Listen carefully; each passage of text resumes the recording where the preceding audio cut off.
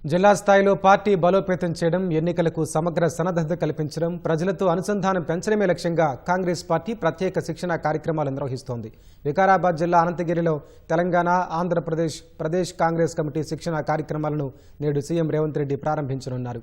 PCC, APCC జిల్లా అధ్యక్షులకు అనంతగిరిలో 10 రోజుల పాటు ఈ శిక్షణ కార్యక్రమాలు జరగనున్నాయి.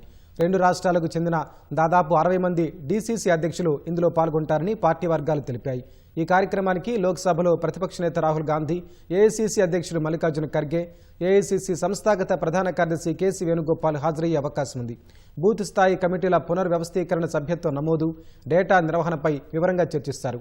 ఎన్నికల వ్యూహాలపై ప్రత్యేకంగా మార్గదర్శకాలతో పాటు ఓటర్ మ్యాపింగ్, మైక్రో ప్లానింగ్, లక్ష్యబద్ధ ప్రచారం పద్ధతులు వివరించనున్నారు. ప్రభుత్వ సంక్షేమ పథకాల ప్రచారంపై దిశానిర్దేశం చేస్తారు. జిల్లా స్థాయిలో ప్రజా సమస్యలు ఎలా గుర్తించాలి, వాటిని ప్రభుత్వంతో ఎలా అనుసంధానం చేయాలనే అంశాలపై సూచనలు చేయనున్నారు. మీడియా నిర్వహణ, ప్రజా ప్రసంగ నైపుణ్యాలు, సామాజిక మాధ్యమ వినియోగంపై శిక్షణ ఇవ్వనున్నారు. నాయకత్వ వికాసం, అంతర్గత విభేదాల పరిష్కారంపై గ్రూప్ చర్చలు నిర్వహిస్తారు. ప్రతి జిల్లా అధ్యక్షుడు తన జిల్లాకు ప్రత్యేక కార్యాచరణ ప్రణాళిక సిద్ధం చేసుకునేలా ప్రాక్టికల్ సెషన్లు ఏర్పాటు చేస్తారు.